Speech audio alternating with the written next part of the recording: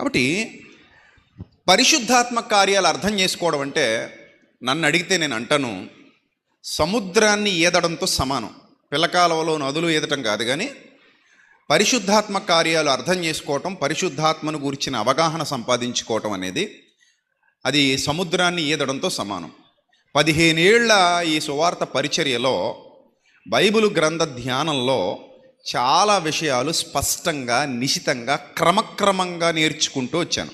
క్రమక్రమంగా అంటే మీరు అనొచ్చు, అంటే స్టార్టింగ్లో మీకు కొన్ని విషయాలు అర్థం కాలేదా? ఎస్, అఫ్ కోర్స్, నేను సిగ్గుపడకుండా చెబుతాను.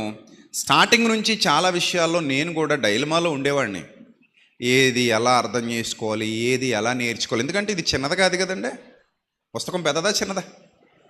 చరిత్ర పెద్దదా చిన్నదా? చాలా పెద్ద చరిత్ర. ఒకరోజు చదివేసి ఓకే అని ఓకే క్లియర్ అర్థమైపోయింది అనడానికి ఉందా? లేదు, చాలా సమయం పడుతుంది. అందుకే ధ్యానించండి అన్నాడు, చదవండి అనలేదు. ఏమన్నాడు? ధ్యానించండి అన్నాడు తప్ప ఏదో పుస్తకం చదివినట్టు చదువుకుంటూ పోండి అండి. ఆయన ధ్యానించాలి. ధ్యానించవలసినటువంటి గ్రంథం ఇది.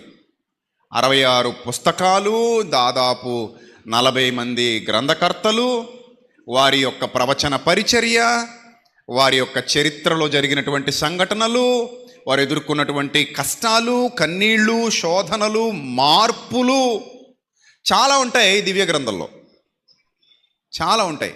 కనుక ఈ పరిశుద్ధాత్మ కార్యాలు అర్థం చేసుకునే క్రమంలో చాలా శ్రద్ధగా, జాగ్రత్తగా, పరిశీలన దృక్పథంతో బైబిల్ గ్రంథాన్ని ధ్యానించాలి.